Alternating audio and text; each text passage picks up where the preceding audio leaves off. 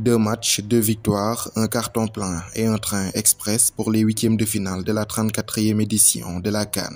Le Sénégal n'a décidément pas fait dans les détails. Lors de l'acte 1 de la reconquête, les hommes d'Aliou Cissé n'avaient fait qu'une seule bouchée de la Gambie. Un but de Pape Alassane Gueye et un doublé de Lamine Camara, dont un but sur une sublime frappe enroulée à l'entrée de la surface gambienne. Une masterclass 3-0 en ouverture, suivie d'une nouvelle démonstration de force face au Cameroun ce vendredi au stade Charles Konan-Banny. 3 buts du trio d'attaque formé à Génération Foot. Un but d'Ismaïla Sarr, un de Diallo et un autre de Mané suffiront au bonheur des Sénégalais qui s'imposent 3-1. Un net succès synonyme de qualification pour les huitièmes de finale avant l'issue des phases de poule. Sous l'ère Aliou Cissé, c'est la deuxième fois que cela se produit. En 2017 au Gabon, son équipe s'était aussi qualifiée au bout de 2 journées. Carton plein historique également pour Aliou Cissé qui n'a jamais été éliminé au premier tour d'une Coupe d'Afrique.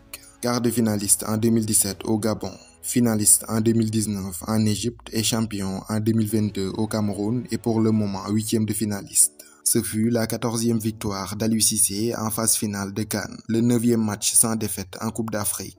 Invaincu dans l'épreuve depuis juillet 2019. Avec 6 points au compteur, le Sénégal est leader à 2 longueurs de la Guinée-Conakry, suivi du Cameroun 3e avec 1 point et de la Gambie bon dernier. Le Cameroun et la Gambie ne pouvant mathématiquement plus rattraper le Sénégal, les Lions doivent maintenant terminer le boulot. Cette 3e et dernière journée face à la Guinée sera donc placée sous le signe de la sécurisation de la première place. Sénégal-Guinée, ce sera ce mardi 23 janvier 2024 au stade Charles Konan-Banny à 17 h.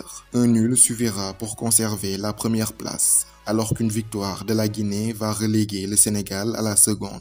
Dans l'histoire, il y a eu beaucoup de confrontations entre le Sénégal et la Guinée. 46 pour être plus précis, 22 victoires pour le Sénégal, 11 matchs nuls et 13 victoires pour le Sili national. En phase finale de CAN, la Guinée n'a jamais battu le Sénégal. La première confrontation entre ces deux équipes en Coupe d'Afrique, c'était en 1994 en Tunisie. Une rencontre qui s'était soldée par une victoire 2-1 du Sénégal.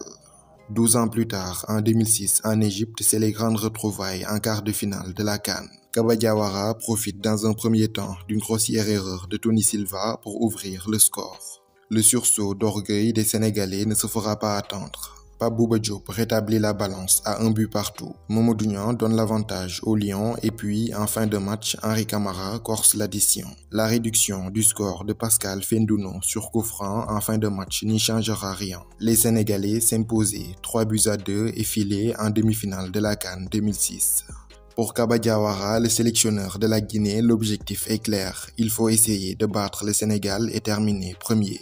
Quel est l'avantage de terminer premier? Terminer premier permet d'éviter les très gros morceaux, puisque le leader de la poule C n'affrontera qu'un meilleur 3e. En plus, une première place permettra au Sénégal de jouer son 8e de finale à Yamoussoukro, dans cette même enceinte du stade Charles Konan-Banny, là où ils ont joué leurs 3 premiers matchs, là où ils auront sans doute de meilleurs repères que leurs futurs adversaires. Ajoutez à cela une récupération plus optimale, car épargnée de tout déplacement d'une ville à l'autre. En prélude de ce choc face au Sénégal, les bonnes nouvelles s'enchaînent pour le Sili national, qui va récupérer son leader Naby Keïta et Amadou Diawara, tous deux de retour de blessure. En plus, la guérison du buteur de Stuttgart, Serhou Guirassy, est également sur la bonne voie. Côté sénégalais, 2 absences à noter face à la Guinée. Ceux d'Abdallah Sima, blessé à l'entraînement et forfait pour le reste de la CAN, et d'Abdou Diallo, suspendu pour cumul de cartons jaunes.